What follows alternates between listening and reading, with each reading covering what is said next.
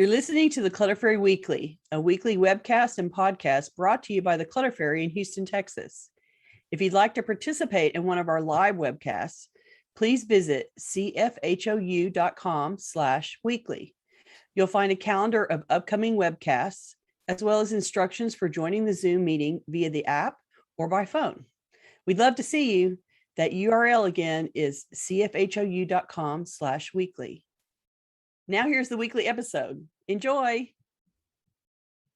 Hi, Clutter Fairy fans. This is the Clutter Fairy Weekly for February 4th, 2025. I'm your co-host, Ed Gumnick, and I'm speaking with Gayle Goddard, certified professional organizer and owner of the Clutter Fairy in Houston, Texas. Hi, everybody. The Clutter Fairy Weekly is the webcast and podcast that digs deep into the clutter that piles up between you and the life that you want to be living. We explore the habits and behaviors that lead to clutter, and we suggest strategies to slow the accumulation, reduce the collection, and comfortably manage the stuff we decide to keep. If you're new to our Zoom meeting, we want to let you know that you can share your comments and questions via the chat feature, and I'll try to make sure Gayle addresses them before we move on to another topic.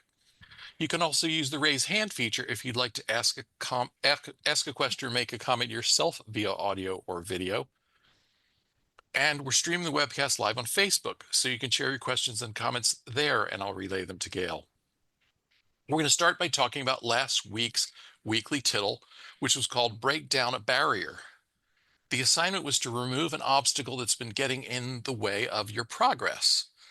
Let's hear from our participants in Zoom and on Facebook who identified and removed a barrier to entry this week.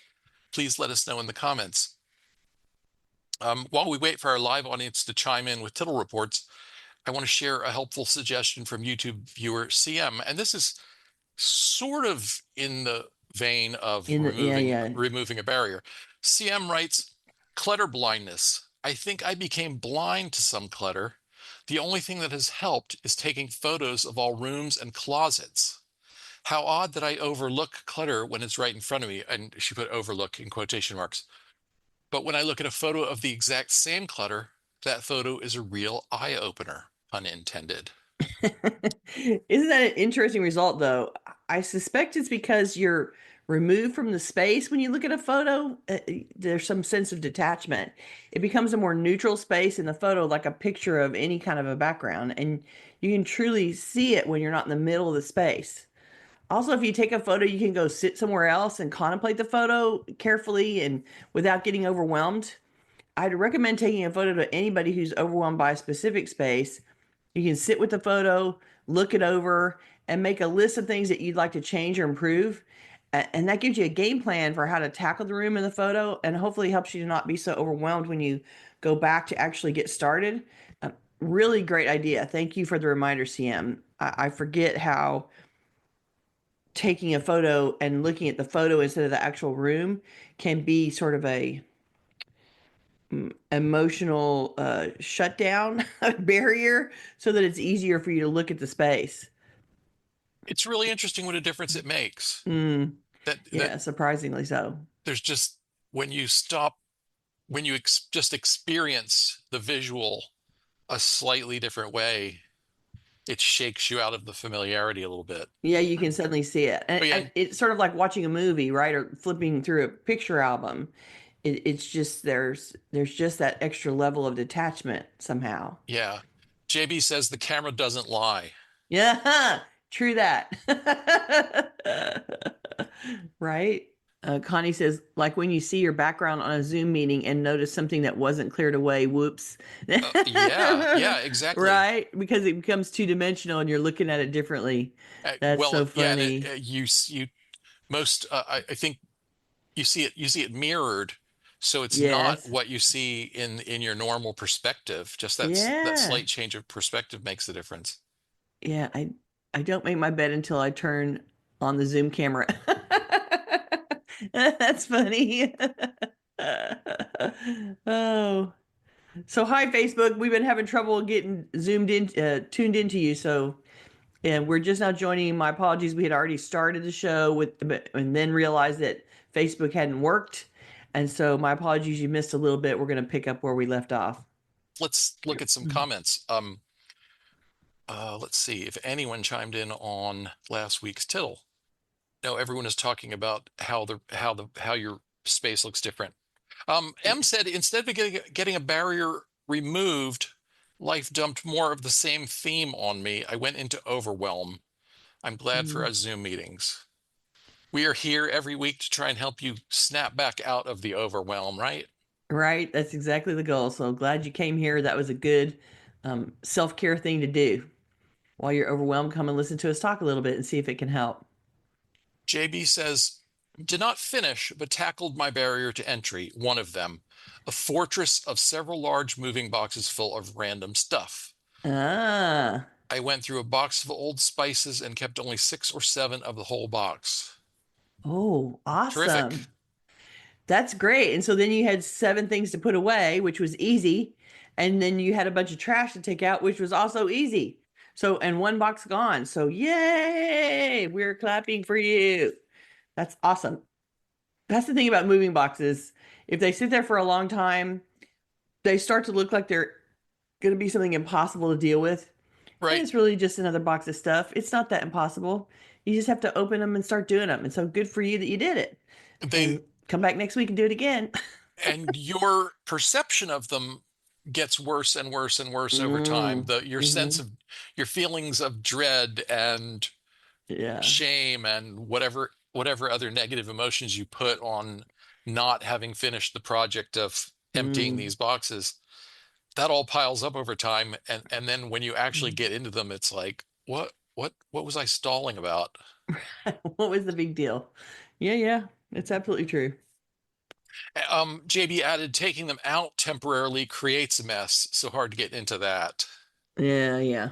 Yeah, But that's why you do one at a time, right? Instead of trying to do a whole bunch of them at once. Uh, Smaller mess, yeah. one at a time. Okay, I think we should get on to our main topic. Okay.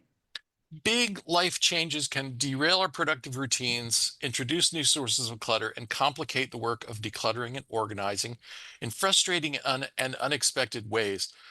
Today, we're going to explain how major events confound our efforts to organize and suggest strategies for keeping momentum in spite of life's big interruptions.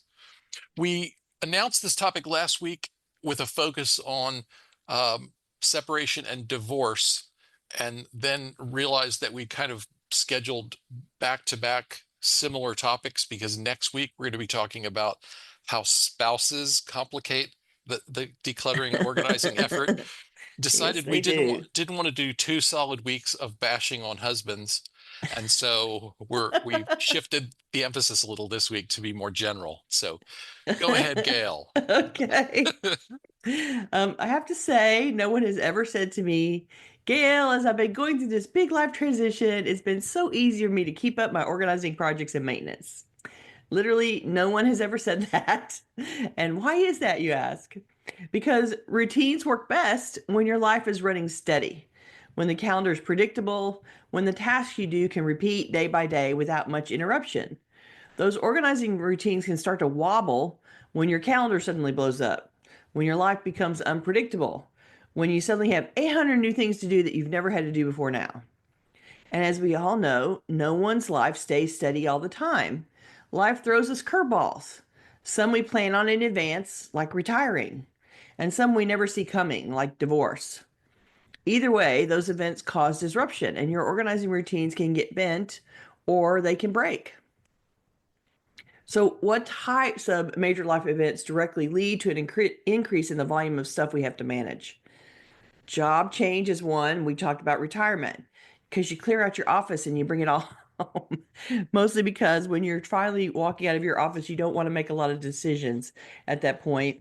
And I think we just put everything that we think we might need into a box and we bring it home, promising to deal with it later. And we all know what happens to those boxes, they just stay there forever. Illness happens, and then you suddenly need to manage medical supplies, medications, items related to treatment and recovery. If you have to have a surgery, you have suddenly somebody gets sick, and then there's medical things that are not a part of your regular life that suddenly need to be managed. A new baby is an obvious one. That's like everybody brings you stuff for the new baby. Like you go and get stuff, and then everyone you knows brings you stuff. And so there's a big, huge increase in volume when a new baby shows up. Moving, that's a big one, especially a downsizing move where you're having to, um, in addition to packing up and moving and unpacking, you're also having a huge volume of things that you have to dispose of properly. And so those things all become a big extra volume of stuff that you don't normally have to manage. Getting married or getting a divorce, those are events that increase the volume of stuff going on. Getting married because you get a bunch of gifts to set up house. Getting divorced because dealing with separating all the stuff is a big mess. And it Oh, may not bring you any new stuff, but you suddenly have to refocus your attention on a whole lot of stuff that you'd sort of worked out once right. already, And or you maybe weren't thinking multiple about, times. Yeah. yeah, exactly. A home renovation or home repair, any kind of reno project, complete chaos and a huge amount of extra stuff. And you have to move everything around usually when there's some kind of reno, then you get taken out of some part of your house that you're not going to be allowed to be in or be able to use while they work on it, or some kind of big repair destroys some part of your house and you have to wait while they fix it. And so that makes a huge amount of chaos. Moving across country, particularly as opposed to just regular moving, because moving across country, it's harder to shop for the house. There's you really have to, everything has to go on the truck. Like you can't leave the storage unit behind. You can't leave the stuff at your parents behind. You can't, like there's all this stuff that has to get onto the truck to go across country with you. And so some of the ways that you would cope with some of your things and have it be spread out or separated from your home, all of those coping mechanisms have to be packed up as well to move with you across the country. So that creates some extra volume to deal with. Maybe there's an adult child, your kid has grown up and is going off to college or going to the first apartment, and that big life event shifts a whole bunch about how the house functions and what the room is being used for, and some of the stuff goes out with them, or you end up buying them a bunch of stuff to go with them. And so there's a lot of volume of stuff related to that event as well. And then the disaster kind of things, like somebody breaks into the house, there's a fire in the house, there's a flood in the house, and those things completely disrupt everything and make a bunch of mess and create a bunch of volume of stuff that you have to deal with or do something about. It's disasters in the home cause as much disruption as anything else. So, how do those major life events contribute to the clutter? During periods of uncertainty, we may hold on tighter to our emotional attachment to things. If you've just been blindsided by your spouse filing for divorce, you're feeling shock and grief. Everything about your life is about to go through a radical reorganization, from your daily life to your finances and your living situation, and nothing about that feels great. In that moment, it's no surprise that you have emotional attachment to things that represent the life that is about to change. Major life events disrupt established routines and systems, including our habits and systems for managing clutter. If a parent suddenly dies, then you stop everything you're doing and you go to a funeral. You go to secure their assets. You go to take care of their pets. You're 100% out of anything that resembles your standard day. So clutter busting goes to the end of the line on the task list. It's highly likely that the clutter at your relative's house just came to the top of the list instead, and likely with a deadline because you need to sell the house because there's still a mortgage attached, or no one in the family wants to move into the house or take on the house, and it needs to be sold and dispersed to the beneficiaries. And so the day before the death, you were not planning on worrying about somebody else's house, and the day after, suddenly you have a task list that involves dealing with someone else's home.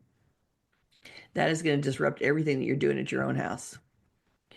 Major life events can create a general feeling of overwhelm that contributes to the onset of decision fatigue.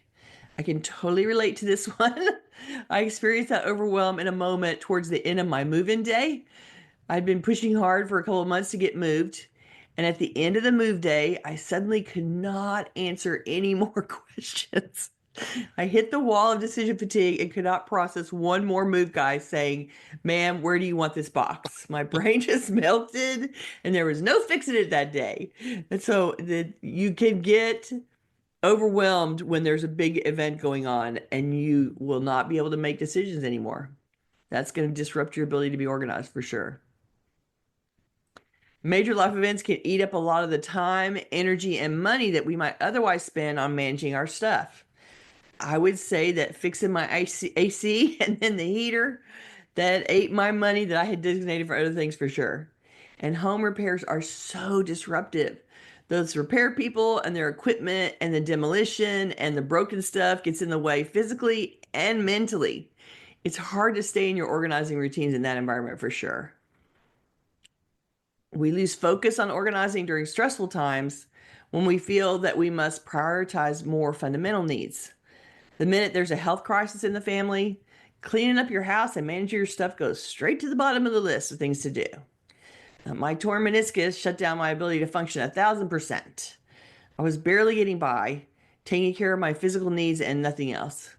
Everything else had to wait until I improved enough to add back some of my routines. And I still haven't gotten them all back. Major life events can trigger avoidance behaviors, unproductive habits, and distractions that erode the time and energy we're able or willing to dedicate to organizing. A lot of major life events trigger grief or fear, and we all have unhealthy ways to cope with those emotions, don't we? Maybe you stream endless Netflix, or you eat a ton of ice cream, or you get online and start shopping as a distraction. Those behaviors are all designed to distract you from your feelings and the new reality. And your organizing routines are not happening when you're trying so hard to distract yourself. Grief is a big factor in many life events. And one manifestation of grief is to hold on to things that remind us of the person or the aspect of our lives that we're grieving for. We've talked about it many times before. Things you've inherited from a loved one who's passed away are so emotionally laden. They're so coded in memories that it feels impossible to let go of any of that stuff. Grief makes decisions harder. It makes letting go of stuff torture and generally disrupts any ability you have to make value judgments about what should stay and what should go. For those of you who tend to use shopping or collecting as a coping mechanism, major life events can become a trigger for excessive accumulation. You know who you are. Those of you who shop and or collect a specific type of item as a hobby. Add in needing a major distraction from your feelings, and you can dive right into the opposite of organizing, straight into rapidly accumulating new excess clutter. That's some of the ways that major life events derail your organizing efforts. So, what coping strategies can you prepare in advance of major life events? The first thing that we thought of was to cultivate habits and routines, organizing habits and routines specifically, so that they're well established when life turns upside down. If you've been dedicating 10 minutes a day to your organizing project, you might even find it a source of normalcy in turbulent times. Something small and familiar you can do that helps ground you when you feel out of control otherwise. Next, consider what is the bare minimum you want to do even when you're in crisis mode. What would be helpful and comforting to be able to do while something else big and distracting is going on? You may not be able to do all of your normal organizing routines, but you can pick one thing to do. Just one. Think in advance about what shortcuts you can adopt while you're in the middle of the storm. Maybe you surrender your routine around recycling while the chaos is happening and promise to pick that back up when things quiet down again. I know some routines feel like they have too many steps, or the volume of how you handle recycling is too large and you can't keep up with it in the short term. That's a good example of one that you can surrender and let it go for a minute, for a little while. Right. You know what, through the days or weeks or, or even a couple of months that you're dealing with a crisis, a family situation, a health situation, a big change, just shrink that habit down to something that's more manageable. Maybe you only worry about the aluminum cans for this period. Maybe you don't sweat rinsing out every single little Yeah, tiny yeah. piece of If you're one of plastic. those people that Yeah, rinses it all off or washes it or put it into the dishwasher, you spend a bunch of time making it clean, then yeah, you can shortcut your day real fast. yeah. That's true. All right. What are some more strategies to keep your decluttering and organizing efforts going, even during major life events? The first one that we came up with was Be patient and be gentle with yourself. Life happens. There's no need to judge yourself harshly for focusing on the immediate need that's stealing your attention. If you have to surrender your organizing because something else more pressing is happening, then don't be worried about it. Give your time to the thing that needs your attention. Be willing to adjust your schedule and your expectations with respect to organizing work. Don't forget the Clutter Fairy mantra, everything counts. That sentence is designed for the crisis mode you find yourself in. Just think about Ed and his walking one block during his 10-minute break from laying on the couch after eye surgery. If the organizing equivalent of walking one block is what you can do right now, then it counts. And you should try to do that one thing and be satisfied with your effort. No judgment. I think we should also add, and this probably should have been, I should have said this in addition to be patient and gentle with yourself. Um, don't add guilt or shame Mm, to the pile of stuff that you're carrying around on your shoulders right now, just right. because you were in a good routine of, an hour and a half a week of Managing the decluttering house. and organizing, or general housework and organizing. And in the crisis, you've had to cut that down to 10 minutes every 3 days, Hmm. don't pile guilt and shame on top of everything else you're going through. JB says, my circumstances are not me. That's a good Yes. good thing to remember. Yeah. That is a very good thing to remember. That's a very good sentence to say. My circumstances are not me. And you're not a failure because, suddenly your house flooded or suddenly the air conditioner broke and they're cutting a hole in your wall and you're having to do some crazy workarounds to be in your house around a bunch of workmen.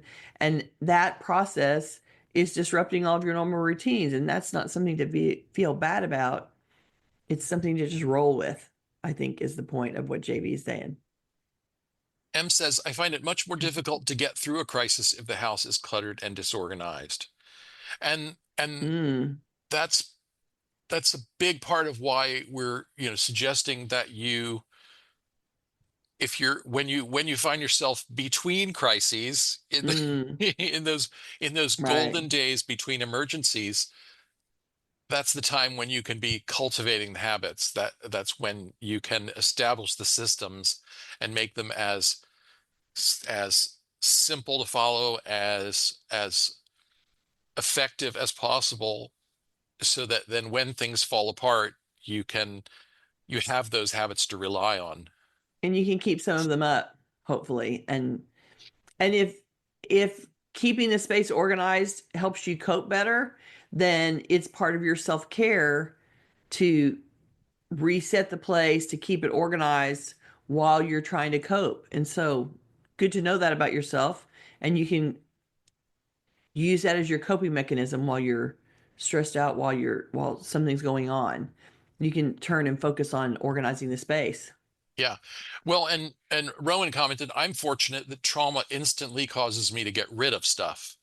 Oh, And that's unusual, right? but it's But effective. a good disposition to have. Yeah, she is Hmm. fortunate in that. Yeah, And yeah.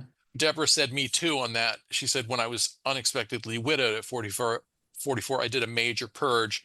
I was actively decluttering long before, but I felt I needed to be able to handle my physical environment when I couldn't control the outside world. That's a Yeah. that's a great point from Deborah, that it may help other people hear that to think of your home and its organization as one of the things that is within your sphere of control, when the world is throwing a bunch of stuff at you that is not in your sphere of control. Right? Your house is the place where you are going to be trying to recover from that trauma, trying to recover from whatever is going on. And if if having this space under control gives you beats back your overwhelm or allows you to feel more comfortable and safe there, then that's really wonderful. That's great. Okay, where were we? Okay. While you're asking for support from family and friends during this major life event, Maybe add some cleaning or some organizing tasks on that list. You can give your friends something they can actually do for you that'll help, and they'll likely appreciate being able to support you in a concrete way. And anything they can do is one less thing for you. Just like when somebody dies and people start bringing food because they know the person is grieving and they can't, it's too hard to contemplate how to make meals and how to support all the visitors that you're getting because of the drama that's happening. You can do that from an organizing standpoint too. If you need somebody to take out the trash for you, you need somebody to help you pick up in the living room, one of your friends or family members is likely going to be happy to do something concrete for you that will support you while you're in distress. And so um, don't forget to ask them to help you with other stuff besides the traditional things that people ask for support from. If you can lean away from shopping online or anything that involves buying stuff, I think that would be really great. You're making terrible decisions right now because your mind is actually processing this major life transition, and you're not giving anything close to your full attention to the decision making process. That means you have no good judgment left to shop with, and it'll just be a free for all. It's not the best time to shop. Just like going to the grocery store right before dinner when you're actually starving, find another distraction. Waste time instead of money. Read a book, listen to music, watch TV, go to the movies. At least wasting time doesn't add things to the house, and that will help you later when you can get back to your organizing routines. You won't have made the problem significantly worse with a bunch of new items, plus their packaging in the house, and you will still have done something that felt like self care by distracting you, keeping you from being overwhelmed by your feelings in the moment while you're trying to absorb them and process them. I think this is one of the ways that coping mechanisms go awry and really severely impact your environment is when online shopping is your coping mechanism Right. because you're scrolling through the phone and you're distracted by the pictures and it's all about selection and fun, and yet you're spending a bunch of money and you have a bunch of packages come to the house that all need to be dealt with, and so you're just compounding the chaos that way. At the Well, very least, shop online and put them in a wish list instead of in, put them in the shopping cart without buying them. yeah. Well, I would imagine too that, when you're deep in something that's producing stress or anxiety, other negative emotions, Mhm. that little hit of dopamine that you get by clicking, you know, uh, complete purchase or whatever the button happens to say. I don't do Yeah, that much yeah, online shopping myself, actually, but you're probably more susceptible to the allure of yeah. The that suggestion that it's going to make everything better. yeah, but Yeah, it's an illusion. it is an illusion, and it's an expensive illusion in terms of money and lost resources, and then of the chaotic processing that is required to receive all those packages and open them all and put all that stuff away, or realize that you didn't really want any of that stuff. It was just something that you were doing in the middle of the night to cope because you were so distressed. And Yeah. so I think uh, anything that you can do to prevent online shopping as a coping mechanisms in a crisis is only going to help you in terms of recovering when you are feeling better, when the crisis is past, when you are more like yourself and you can get back to organizing again. You don't want to have to be dealing with 6 months or a year of online shopping chaos when it's time to start getting organized again. You can also make a plan, however modest of one, for how you'll get back on track when the crisis has passed. If you truly can't do anything right now, then make a list of things that you'll do when you get back to it. The stuff isn't going anywhere, and it'll relieve your mind to capture the projects so you don't forget them until you can get to them, or you can delegate them to one of the friends that is volunteering to help you. It also might prompt you to do a few of them while you're thinking about it. But at least making that plan will let you look around at all the things that you think are sort of currently mocking you because you can't deal with them right now. You can make a list of when I'm feeling better, when I have more time, when I'm not committed to a million other things. I can go back and do one, two, three, four, your list of things to do. And so making that list, I think, is a good, and just keep it nearby so that as things pop up, you won't make a complete list in one sitting. So as things pop up, you can go back and add to it. And just consider that I'm planning right now. How I'm contributing to my organizing decluttering is that I'm planning right now. And so you're doing something towards organizing, and it's the first step, and it'll be there as when you're ready to take more decisive action, more to be more in motion instead of being in the planning stage. And you can't regret making a plan. That plan will be useful no matter when you end up actually using it.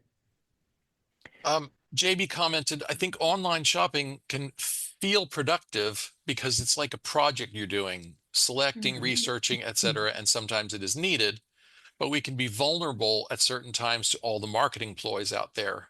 So if possible, maybe a delay until you're in a stronger mindset would be helpful if this is you.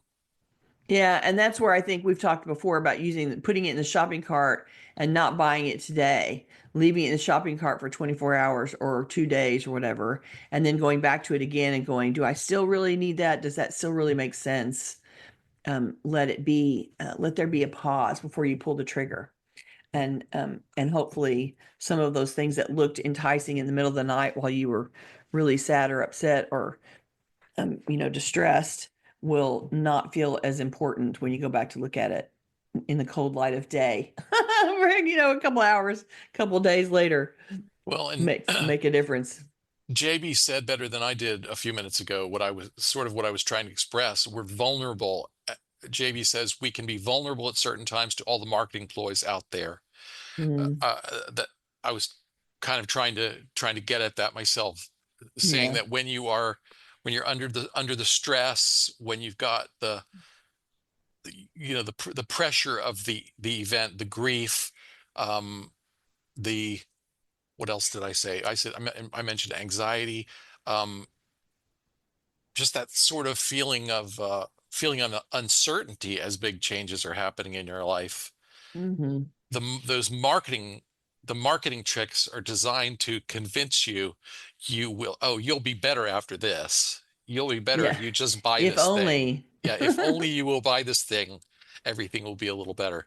all things will resolve, right? Naomi said even making a list focuses more on what is in your locus of control. Yes, Yeah, exactly. That's yeah. exactly right. And taking this is where taking the photograph would be helpful too. If you are feeling too overwhelmed by the space that normally you don't feel overwhelmed by, go in and take the photo and sit down with the photo on the couch and look at the photo and make the list instead. It'll make it easier for you. Um, I think people don't they discount how busy your mental faculties get when there's something major to absorb and process.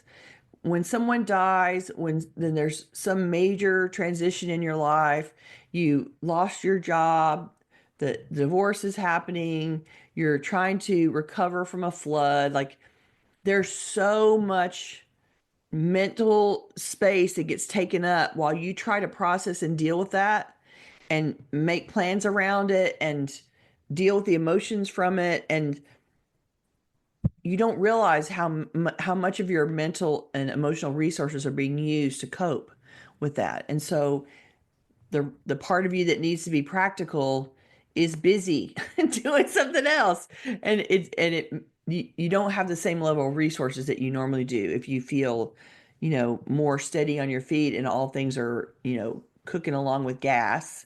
If everything's smooth, you have way more resources to deal with something major.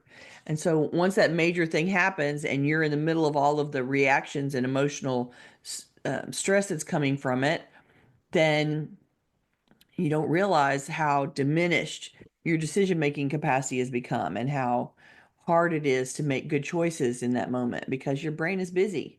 And people, particularly around grief, when someone has died, people don't realize how absorbing that event, how absorbing that change takes up so much of your mental processes, and for some period of time, like it's not a few days, it's, months and months of trying to absorb that kind of event. And so it really does, it takes more away from your ability to function than you think. I spent a lot of time after my mother died in the first year walking into walls and dropping my coffee Mm, because I just was so distracted mentally that physically I was just bouncing around, and I kept walking into door frames, and I kept, like, I was just a hair off where I should be to go through the yeah. door, and I kept clipping the door frame, and then I kept dropping my coffee cup. So I wore a lot of coffee the first year on my clothes because I kept dropping things. It was, and I guess because it's morning, the combination of morning when I'm drinking coffee and it was morning, I'm not a morning person. That was just too much. Yeah. Grief and coffee and morning was too much Morning of a combo. morning I in the could, mor morning in the morning was just a it was not bad working. mix. It was not working at all. Um, I also want to add, on top of what Naomi said about making a list focuses on what's in your locus of control. Making a list or making project plans, again, like you said, however modest, even if all it is one page in one of your scrapbook, one of your sketchbooks for, things I'm going to do on the other side of this thing I'm going through.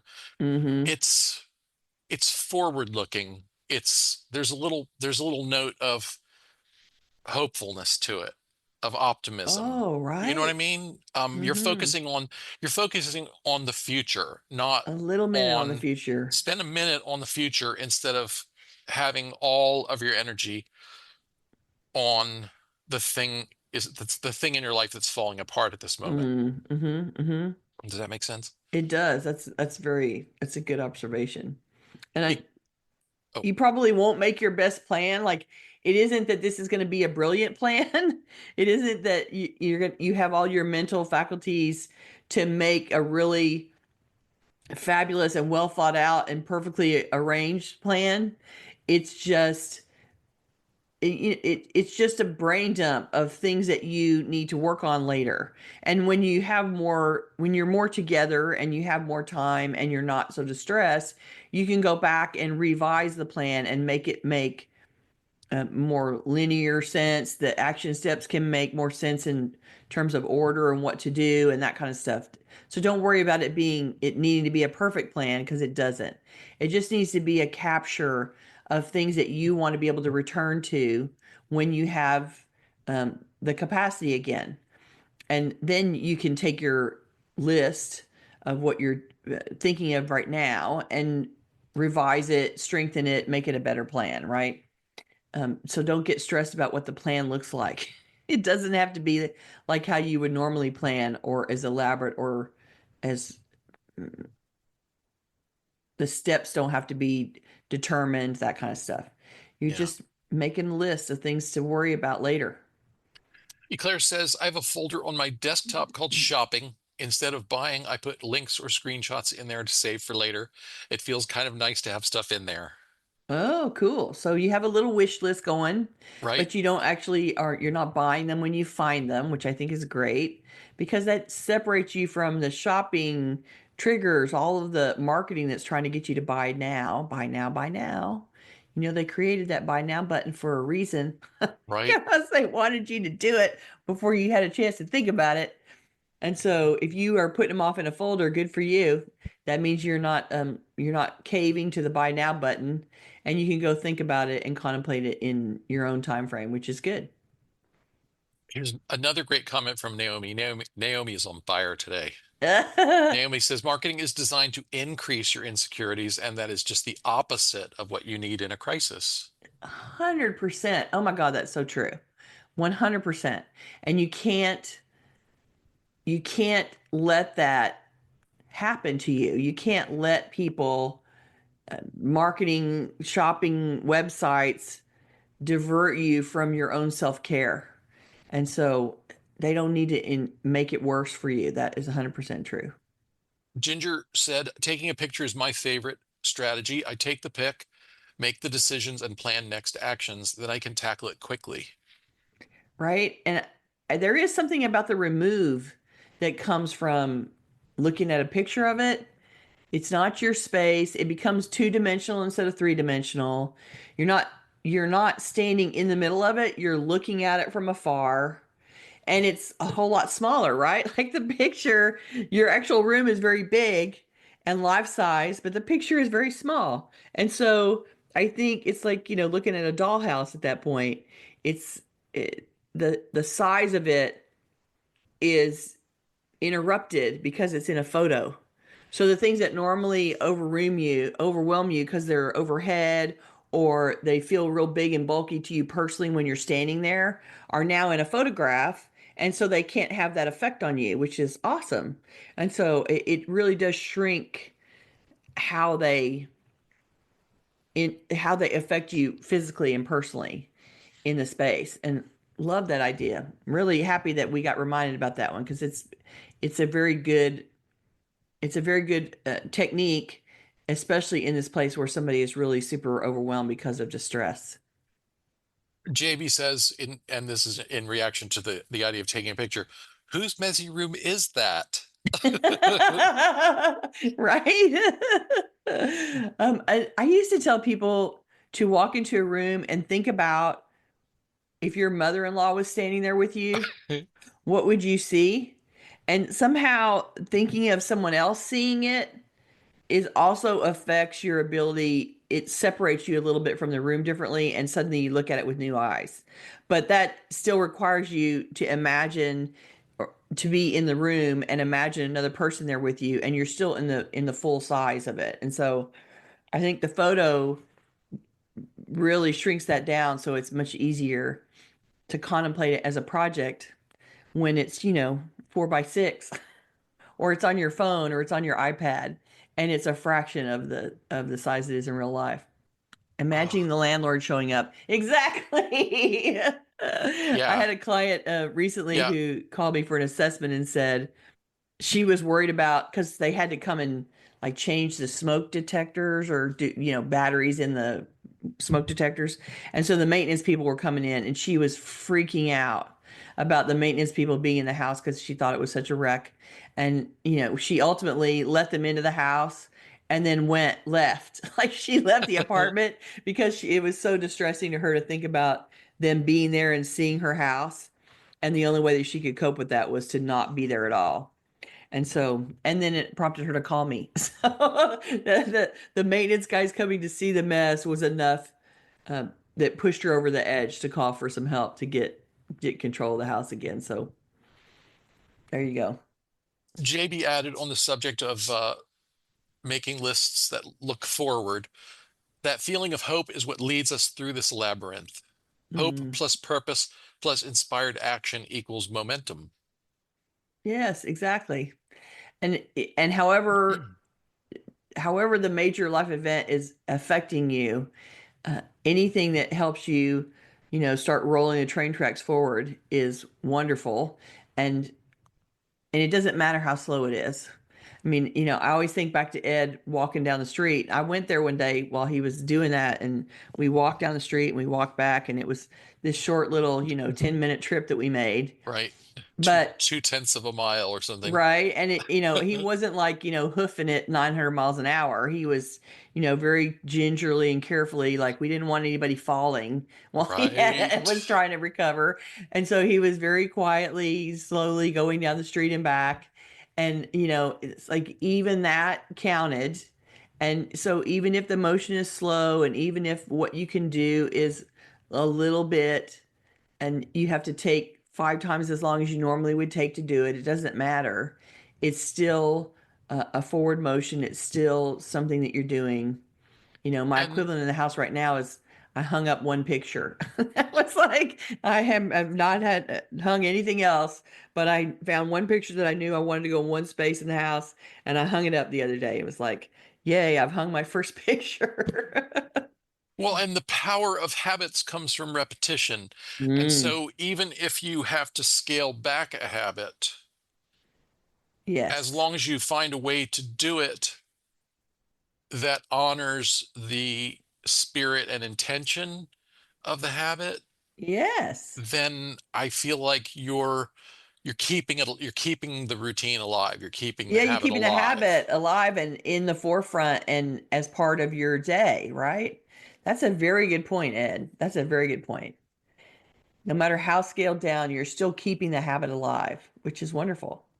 Okay, let's talk a little more about some specific major life events, the kinds of things we're talking about. We polled on this, we didn't poll this week, but when we talked about this topic in somewhat different terms a couple of years ago, we did a Mm, poll and just I thought I'd share just a few of the top uh, top answers because I think it'll be interesting to the audience to hear who else has shared these experiences. We asked, which we had a long list of major life events and asked people to check all the ones that had happened to them. And mm, top of the list was death of a parent, of course, 73% of our right? audience. We didn't poll on death of a sibling. That was not in our list. And I think with the age of the average age of our audience, that's probably something that many people in our audience have experienced or Mm, can hmm. probably expect to experience in the coming years. Yeah, yeah. Death of a spouse. 15% of our audience have already experienced death of a spouse. 57% have experienced retirement. And retirement, we should talk about that a little more because retirement, it's not just the change is not just about the stuff you bring home from the office, but Mm. also, the pattern of your day changes. Oh, yes. The Um, routines all completely change. it should be an opportunity, but what people seem to report a lot is they don't know how to take advantage of it, you know, Hmm.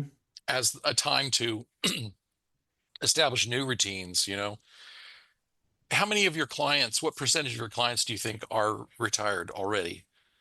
I would say probably 40% of them, because I think that puts them, that's when they want to call. Like Right. they're my clients because now they have the free time to focus on it.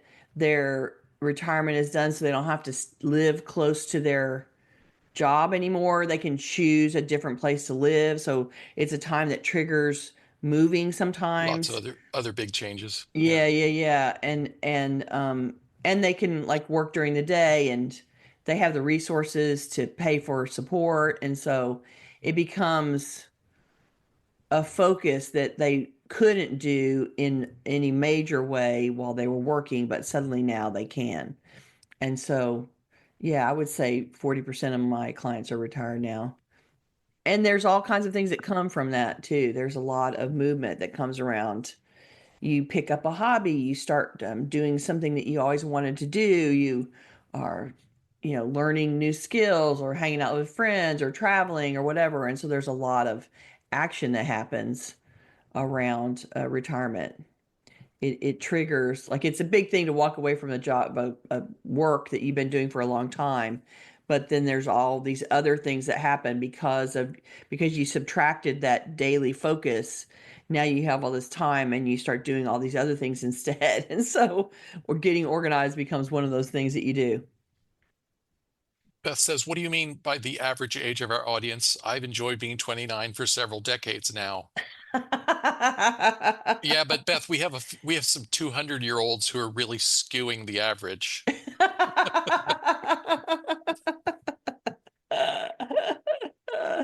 You guys are funny. You looking at the list? I'm just looking at, well, no, I was actually looking at Oh, the comments. Okay. comments. Yeah. Deborah says, my second oldest sibling lost his wife 9 months after my DH passed. As far as life events, both parents passed, DH passed, moved internationally twice, first to England, back to Canada, several various places, then to Austria. Son-in-law passed. I have lived through most of the major life stressors. Yes, you have. Mm. And isn't it fascinating that you've managed to pare down, like you're living in a small place and you've pared down your collections to a really small collection, and it's made you able to shift and flex with things going on, I guess. Like if you ever have to move again, it'll be really easy for you to pack up your apartment because you've already gone through um, paring it down to making it very easy to move and flexible. And so good for you. I mean, it's one of the ways that you've adapted in response to all of the life stressors that you've already experienced. You've been successful. Okay, I'm going to give you a few more of those survey results because when I look back at the episode where we polled on this, we talked about a bunch of these topics, but we never actually shared the stats for our audience. I said retirement, 57%. 55% of our audience have gone through pregnancy, birth, or adoption. Hmm. Home renovation, I was surprised to see that 52% of our audience has dealt with a home renovation, Ugh. and most of those stayed in the home during the reno. We broke that out as did home renovation, stayed in the home renovation moved out while it happened. Right. And then It, another biggie is chronic pain. And mm, that's something that a lot of our audience, I mean, it's chronic, so obviously they continue to deal with it.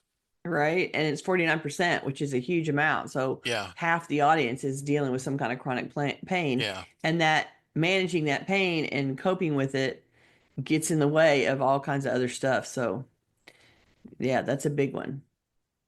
Ginger says, after I retired in 2012, I had to rethink my daily routine. I wanted Hmm. to declutter and deep clean and so much more, but I kept pivoting from one task to another, getting nothing accomplished, nothing completed. I Right. created my annual goals and action plans, and I've continued the annual plan since then. It works for me. Yeah, you showed us our plan before, and it's really very well organized and detailed, and you've refined it from years of use clearly. And so it's great that you have a plan that you can continue to execute and you feel works for you. That's wonderful. I'm sure many of our audience members would love to be in your shoes right now. Patty, who's with us on Facebook, says home renovation is what we're preparing for now.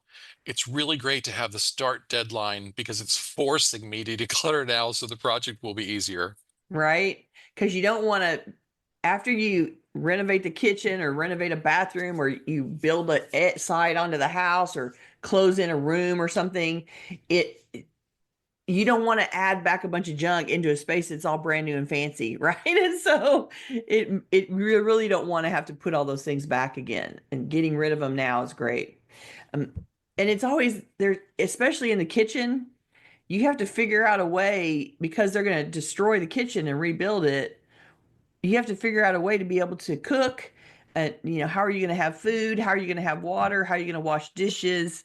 And you end up creating alternative stations for that in other parts of the house while they tear the kitchen apart.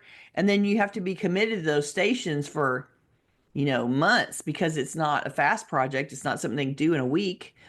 And so you end up living a little bit like you're camping inside your In your own house, home. Yeah. right? While all of those things that you would normally do in the kitchen, you're not able to do. And while you're surrounded by equipment and tools and supplies, which is, oh my gosh, I don't know how anybody stays in there while that kind of major reno is happening.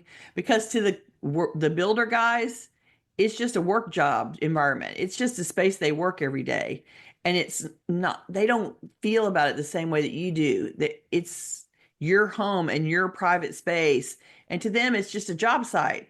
And so you end up with stuff everywhere that you wouldn't normally have and people stomping through that you wouldn't normally have, and it's so disruptive.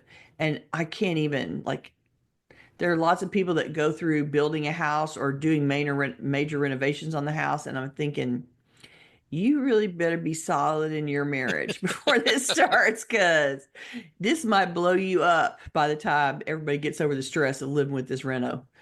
Okay, okay, well, I can't believe I have to say this, but we are just about out of time. Okay. We will be back next week, February 11th, 2025, at the usual time, noon US Central Time.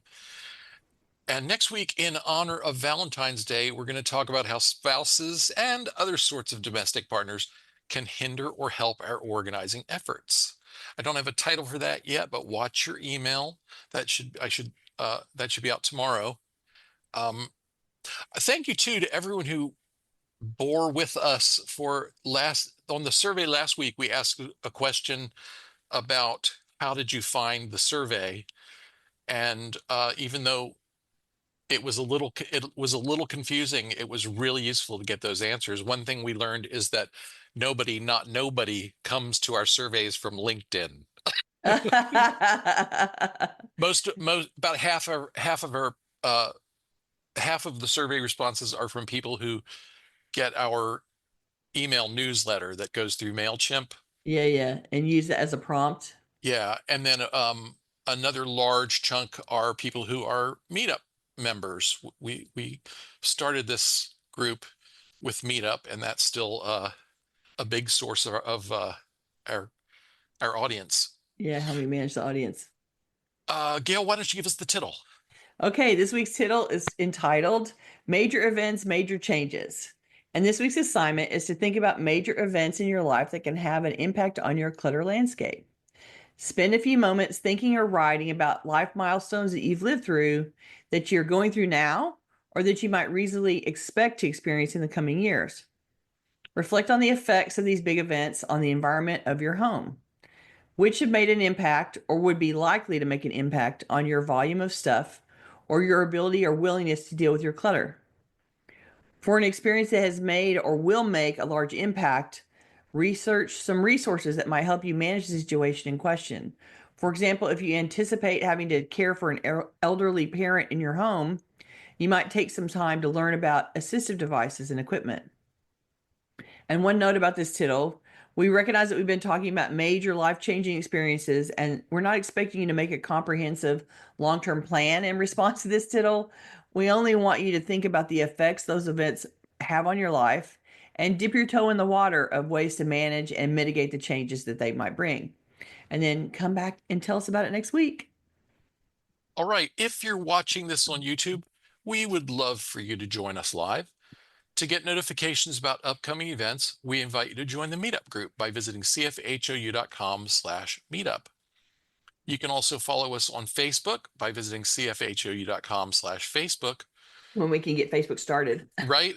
Or join our mailing list by visiting cfhou.com/subscribe. We love to hear from you, so please keep those questions, comments, and topic suggestions coming on YouTube, Facebook, or anywhere that you find us. And you can always reach us through our website at clutterfairyhouston.com. Don't forget, you can see our library of videos at cfhou.com/YouTube. That takes us directly to the channel. And so those of you that are listening to the audio podcast, you can go watch the videos instead, if you would like, and join us anytime. And then, if you want to support our efforts, let's go to cfhou.com/Patreon. You can help us defray the expenses of producing the podcast. Thanks everybody for joining us. You know that I love you and that I'm so glad that you're here. And we will see you guys next week. Bye-bye. Bye.